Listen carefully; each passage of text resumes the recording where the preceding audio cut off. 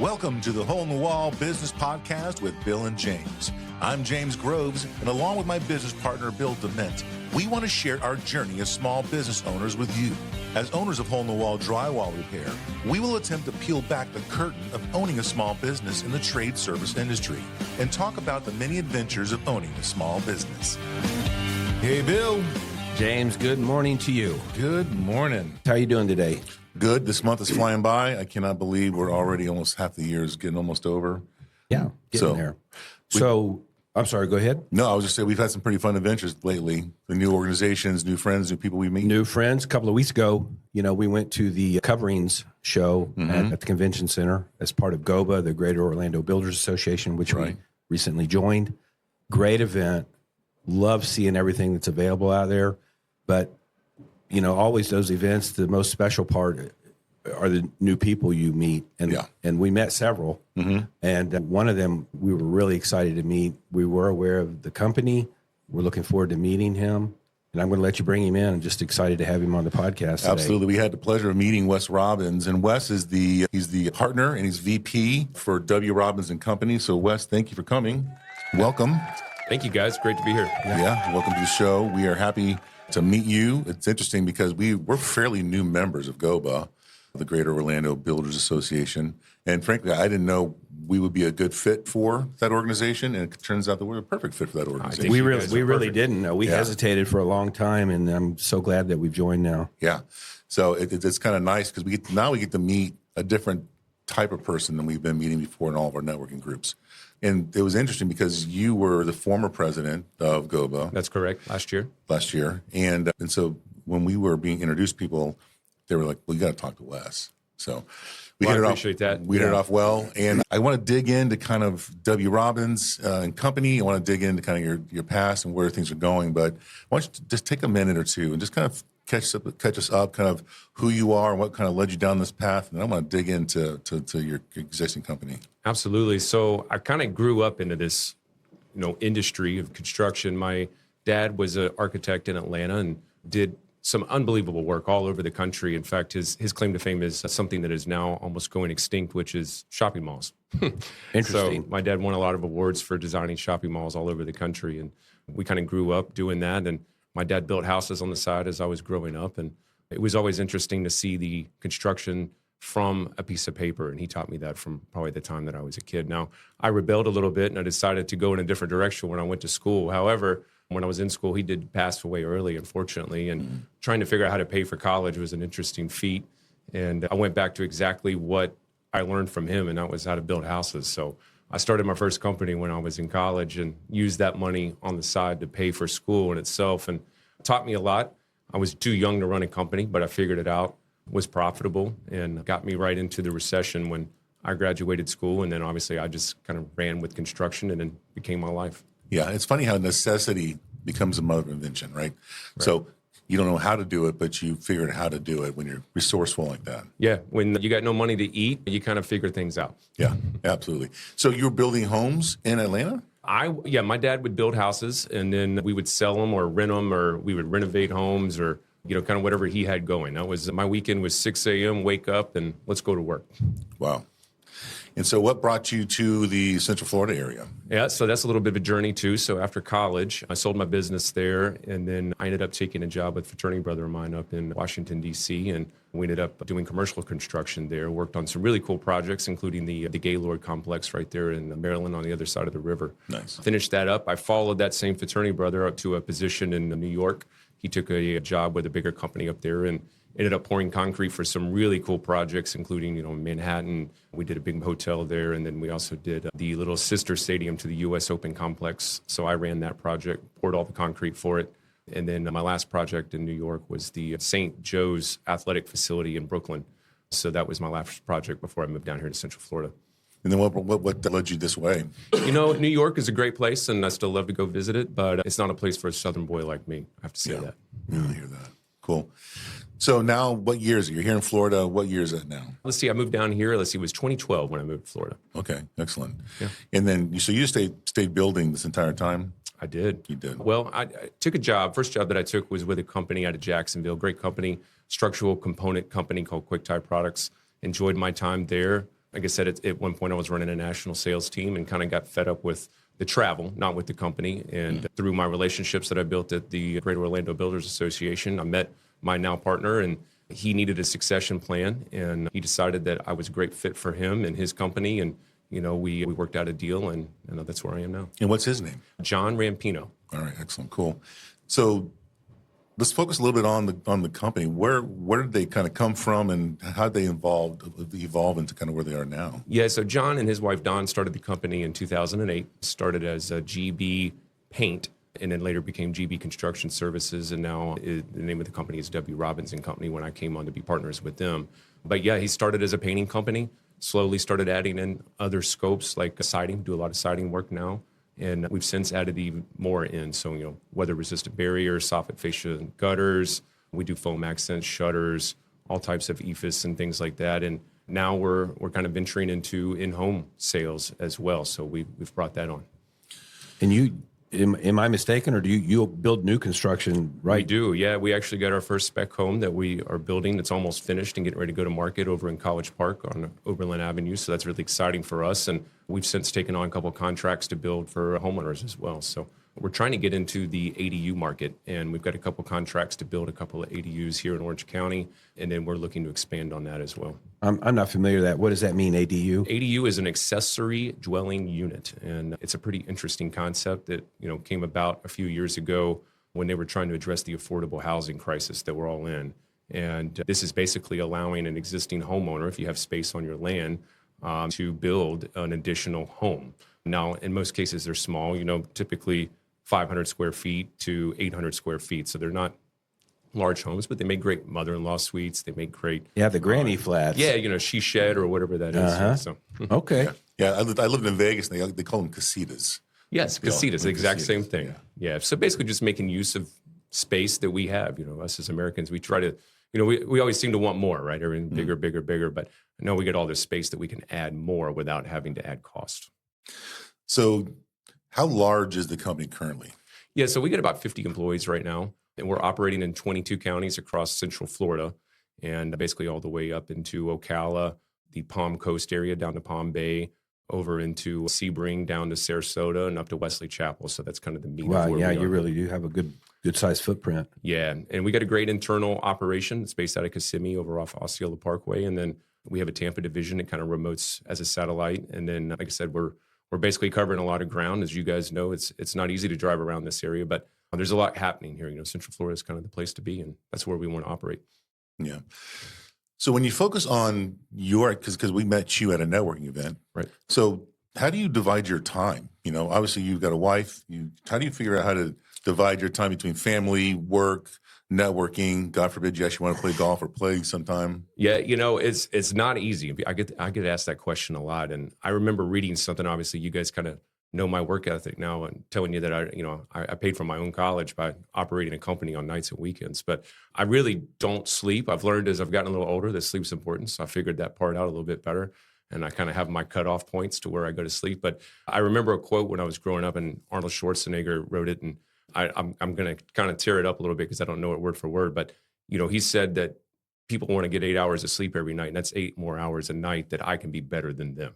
And so that's kind of the mentality that I take to it. But, I'm lucky. I get to work in a great industry. My friends are my customers. So when you say I don't get to play golf, I get to play golf with my friends, which are my customers, and I can kind of do a 2-for-1. So I've tried to mix and match it all together. And I've been lucky enough, even with that, with my wife. And, we got married 7 years ago in 2 weeks. And almost everyone that was at the wedding that was not immediate family was a customer of mine or a future customer. Oh, wow. So, that's how much I appreciate the people that I work with every day. And I really do see it as a partnership. A lot of people say that, they don't mean it.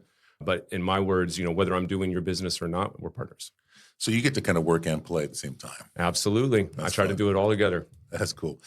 So I want to talk about networking for a quick second, because you said a few things when we met you that we've talked about before that I want to hit on. But what is the importance of reaching out for is GOBA your main source of networking, or do you have other places that you do? Yeah, so when I moved down here from New York, I really didn't know anybody. I've been to Florida a lot growing up, into the Florida Panhandle. My dad and mom purchased a place there where my mom's now retired, in Destin, Florida, up in the Panhandle, beautiful area. But I never really been to the meat of Florida, Central Florida. So I didn't know a soul when I moved down here. Obviously, I had to find a job. We're still coming out of the recession in 2012. There wasn't a lot going on. Had a great background, but it was still hard to find a position. So with that, I kind of got invited to an event at GOBA. Back then, it was the HBA of Metro and Orlando. So a little bit different. They went through a rebranding. But I remember meeting our now CEO over there, Chastity. She was the membership coordinator then. And she kept telling me, she was like, if you come to these events and you start meeting all these people, this is how you can grow your network. And I just dove in head first. And I really appreciate what she offered to me. And as you guys now know, after meeting me, I try to do that to everybody that I meet. This is a great association. We've grown it from back then. I think we were back down about 500 members. We're up over 800 now. And, we have over 35,000 employees through those 800 members that we touch. And it's a great opportunity. And if you put the work in, you really can make a good living out of it and really utilize the relationships that you can build. So if you had any advice for someone like us who's just getting into the GOBA world, we do many other things, B&I, Chambers of Commerce. We're involved in lots of other groups. But if you were to give us some newbies like us, what are some things that you recommend when it's time for these networking events to happen? What's the best way to kind of get the best? Yeah, so obviously the first thing is to show up, right? I always tell people, even today, and you talked about it, and I'm tired. Everybody's tired. And sometimes you just don't feel like doing something. And I've never been to one of these events where I didn't turn around and say, you know what, I'm really glad that I went to that. Because if I hadn't gone, I would have missed out on the one opportunity that I presented to myself. And not only that, but you got to remember that it's an easy conversation to run into people that you're going to either want to do business with or are already doing business with. These people are all busy too, and they're hard to get a hold of. And this is a great way to touch them without actually having to set up a meeting or take them to lunch or whatever it is that you need to do. But, I usually tell people when they come to these, especially as you're getting to know people there, what I used to do, and if I go to new networking groups now, I always try to meet 3 people. And if I can meet 3 people, remember their name, remember what they do, follow up with them afterwards. And if I do that every time now I go to one of these, then I can eventually meet all of them. And that's kind of my goal, because I always felt like if I tried to meet more than 3 people, I would forget things, I'd forget names, I'd forget what they do. And it's just, it's that rifle approach versus a shotgun approach. And I'm a big fan of that. Yeah, I was curious about that. I was going to ask you if you had a strategy going into the networking. Absolutely. We're trying to groom some of our younger employees here to do some networking. And one of the first things that we teach them is it's networking, not net loafing. It is. So you want to have a strategy going in. You're not trying to talk to everybody, but like you said, you want to try to talk to 3 people. Now, we know one guy, a good friend of ours, and he is an introvert by nature, although he's in sales. And his goal is to make 5 contacts while he's there. Right. And then if that takes 5 minutes or 30 minutes at that event, then he's out. But I always tell him, what if the 6th guy you met was the one? Absolutely. That's the way I would view it. Never pass up those opportunities, right? And say yes more than you say no. That's what I usually try to tell people, especially when it comes to these associations. A lot of times people will tap you on the shoulder for something, and if you say no, they may not ask you again. Right. So it's important to say yes, even when you're tired or you're overworked or you got other things going on. The only way you're ever going to grow is to say yes. And Jim Carrey did a great movie on that, and that's a great way to approach these types of organizations and these types of events, is to just go in and have a great mindset and say yes. Well, I think showing up is important. You said something at the event that made me laugh, and it was so true, is you won't be missed if you don't show up. That's right. Yeah, nobody's going to miss you. No one's going to miss you if you don't show up. That's right. But if you're there, you can make some really good content. Just keep showing up, right? Yep, it's to get hit by the bus, right? It's, even with business today, it's, I want to set up our employees to succeed whether I'm there or not. And it's just important that you make it run like a machine, well-run machine. I'm curious, do you have other members of your company that are involved in networking as well? We try to get a couple of them involved, especially over in the Tampa market, because I can't be there every day. Sure. So I've kind of groomed some of our area managers over there to participate a little bit more and at least put the company's name and logo in front of the customers that we work with and the ones we want to work with. But yet, I'm also a fan of not sending too many people. And we try to do that here because my partner, John, and myself, we handle most of that and we have those relationships. So trying to introduce too many new people, it kind of creates some mud in the water. Mm-hmm. I mean, just for instance, today I had a assistant construction manager send me a request on, scheduling a job. And I'm like, you're talking to the wrong guy. Like, we do 130 jobs a day. I got people for this. So it's just putting people in touch with the right people to get the job done, because we have a process for everything that we do. Yeah.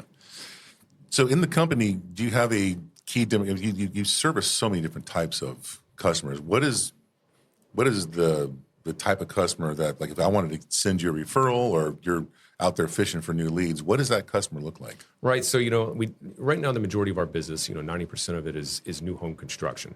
And whether that's, production builder, the top 15, 20 builders in the country versus, some custom people that we do a lot of work for.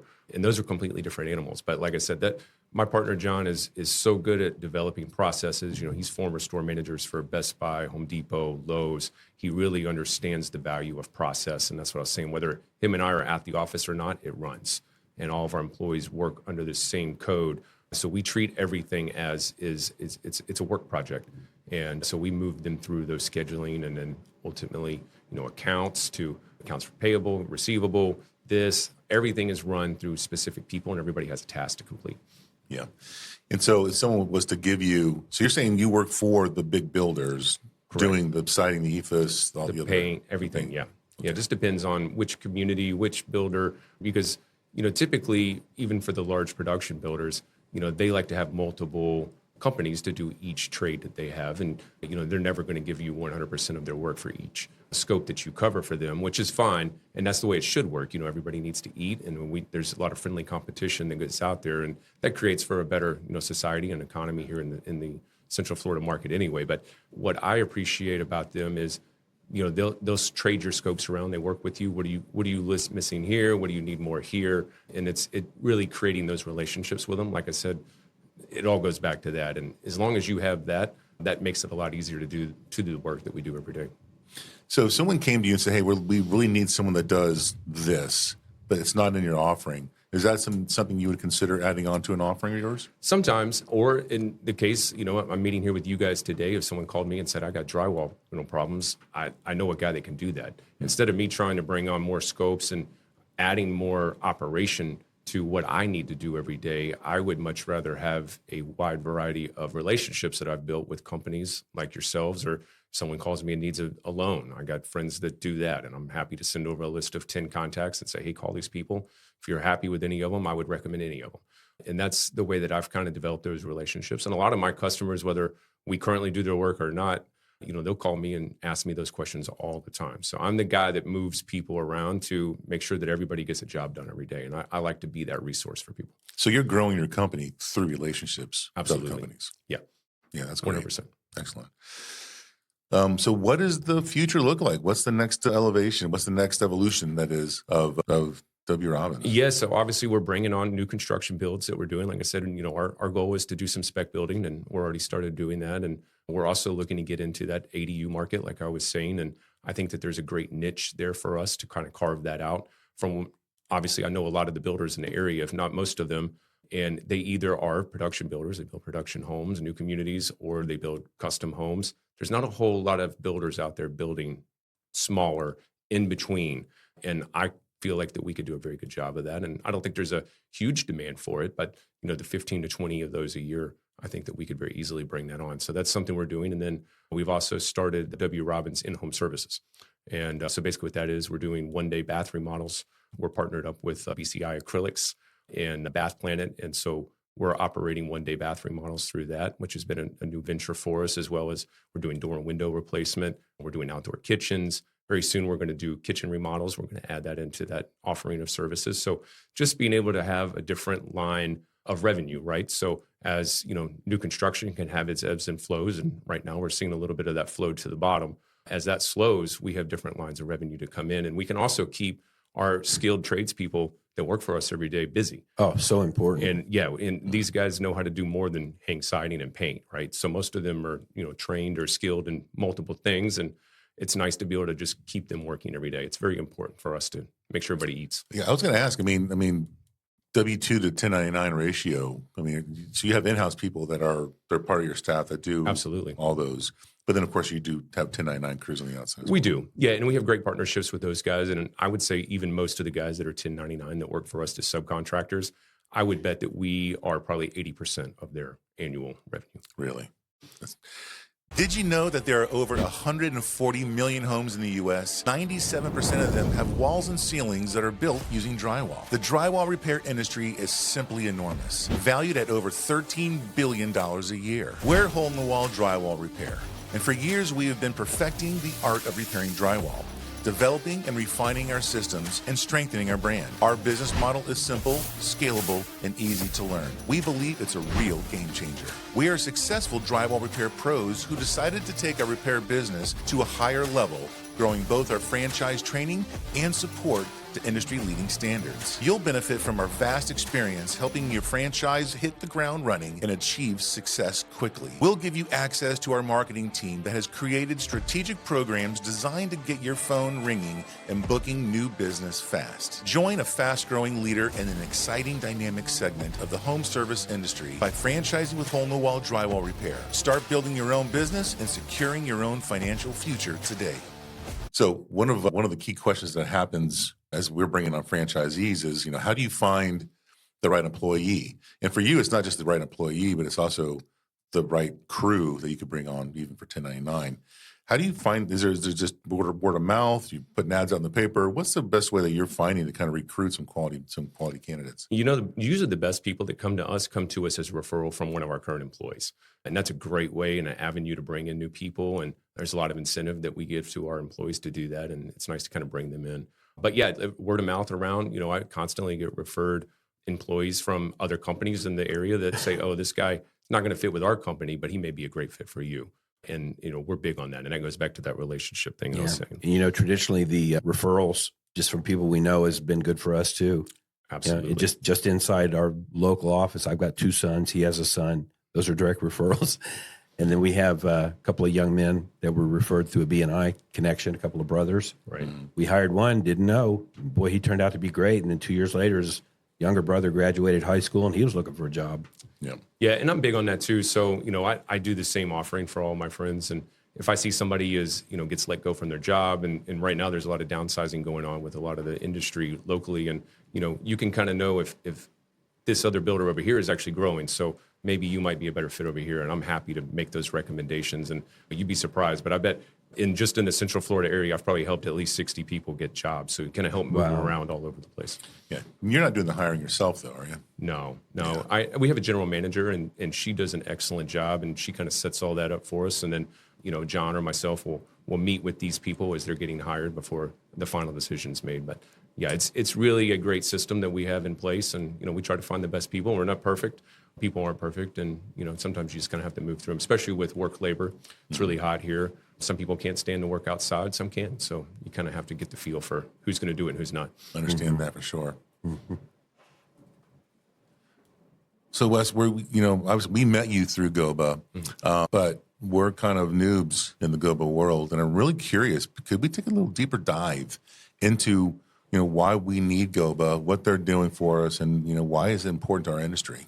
Right. So builders associations at their heart, the reason that they exist is for the government affairs side of what they do. More important now than ever, there is a uprising of, you probably heard the word NIMBY, not in my backyard. There's a lot of that going on, and a lot of these people have been successful in getting a lot of people elected to, positions of power, which can create what's, an anti-development sentiment. Basically, people have moved here in mass quantities over the last 15 to 20 years. It's created a lot of developments, created a lot of traffic problems. We all get it. But at the same time, basically saying, I have my house, you can't have yours is not the right answer. We want to build, sustainable growth in the area that we live here in Central Florida. There's still a lot of space. We want to keep up with roads and schools, and that's all very important to our industry. And GOBA is the advocate for that. And without members such as yourselves and bringing on new members and having that, revenue to come in, we can't fight those fights. And basically, at the end of the day, it could shut down construction as a whole. Other markets around the country, they struggle with it, substantially. And so here locally, that's basically our mission every day is to do that. So that's the underlying part of what GOBA is. And then obviously that's GOBA's existence. Now we are also here for, our members. And we want to make sure that our members have a great experience. And then they obviously have a great economic outlook with the work that they're providing for their customers. And then obviously, there's a lot of builders, and we've gotten them involved, and that's kind of the catch-22. So the government affairs is there to bring in the builders, and then the builders are there to bring in what we would call associate members, so all the trades, suppliers, services that are coupled along with home building. And it's just, GOBA is a great place for all of that to come together. And that's like I said, that is the mission of who we are every day. And I noticed that they were sort of set up in what they call councils. Yeah, can you talk a little bit about that? Yeah, so we have all types of councils and committees, and like the Government Affairs Committee. We have a PAC. We have a Developers Council. There's a Young Professionals Committee and Golf Committee, because there's got to be fun, right? But yeah, so basically what we're doing is, you can't go to everything, and believe me, I've tried, and it's a very hard thing to do. And so we basically want to say, hey, the developers, they want to go to the Developers Council because they want to hear about what's coming up, what issues is the industry facing. These are the things that we can work on together. If you're there just for fun, come play with us in golf. We have great golfing events. You don't have to talk about anything serious. But yeah, like I said, we have something for everyone. And we want to make sure that when you come spend your time with us, that it's valuable. Yeah, I noticed the one that we were directed towards was the Building and Remodelers Council. That's a great council to get involved in. It's had a lot of growth over the last couple of years. And basically custom home builders, your local remodelers, they're all part of that. And then a lot of the design firms that go along with that, whether it's interior design or architecture itself. And so you learn a lot, and they have great demos that they do. So they do a lot of muddy boots tours, things like that. I would highly recommend that for you guys, especially being more in the remodel world. Yeah.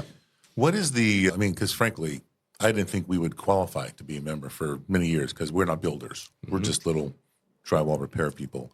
But then we met Travis over at OLP, Lighting Perspectives. Yeah. Tony with Level Up Automation. They're not members. I'm going, you guys are members, but you're not builders. And then I realized that, we don't have to be a builder to go. What are the type of members that, maybe people don't know they need to be in this? Is it mom and pop, bathroom, kitchen remodelers, or is it only bigger companies? What's a good type of member? Really, the answer is everybody, right? And so even when I came on, I kind of had that misconception too. I was like, well, this is a home building association, but it's not.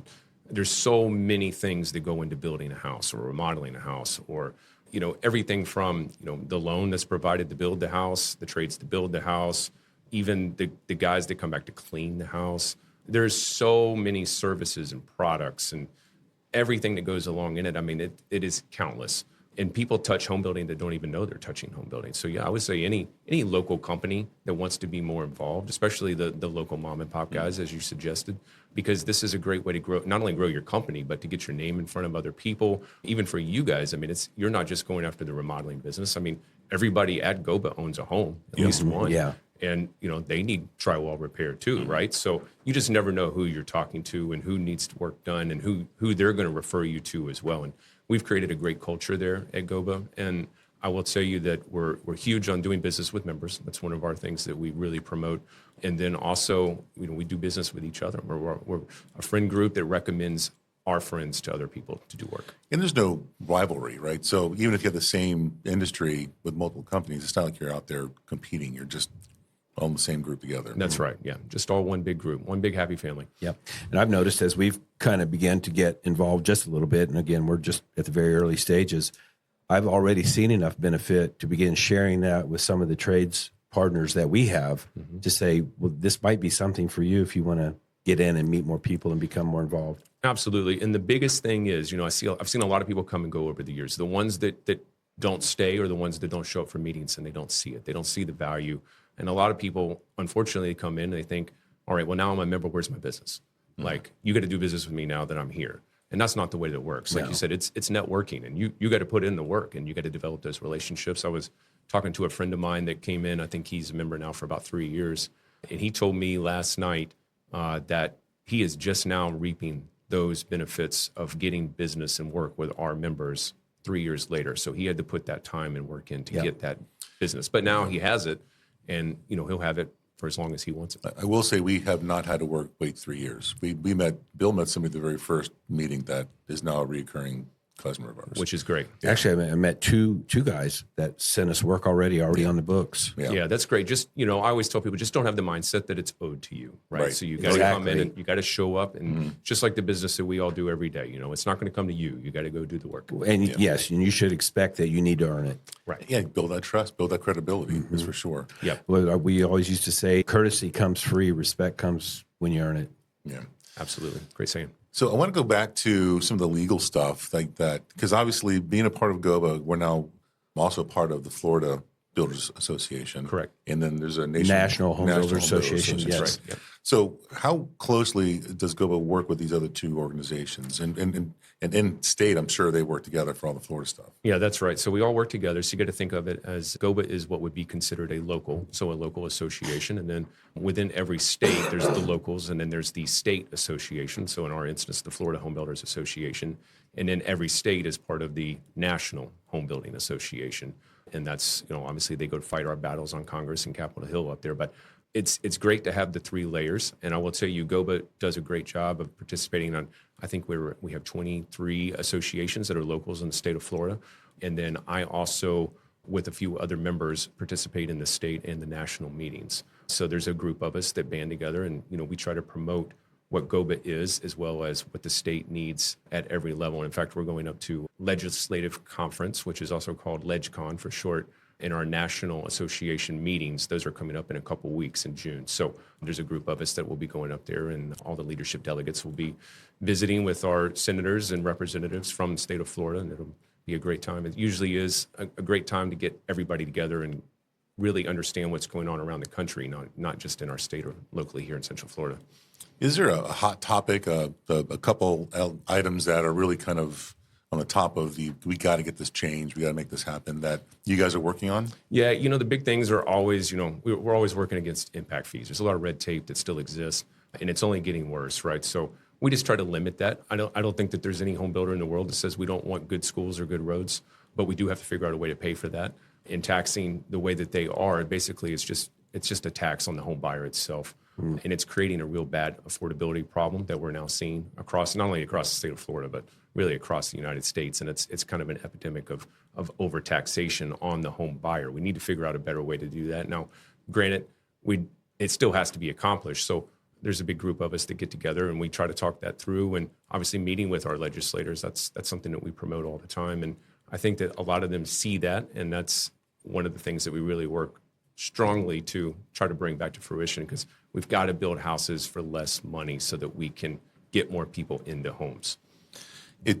It's a problem, right? It is just a problem. So we've had employees that work for us that if they didn't have two incomes, if they weren't, making halfway decent money, they're going to struggle to buy a home or to get into a home. In the old days, it was the American dream was could buy a home and then white picket fence. Right. And those are hard to find now. I mean, it's difficult.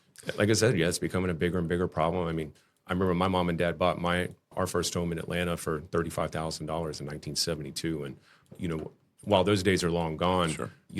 Having a $420,000 starter home is not a way to represent our upcoming generations. And they're basically spending all their money on rent now. They can't put money away. They're building no equity. They're building no wealth for the future. And that's creating a huge problem. Yeah.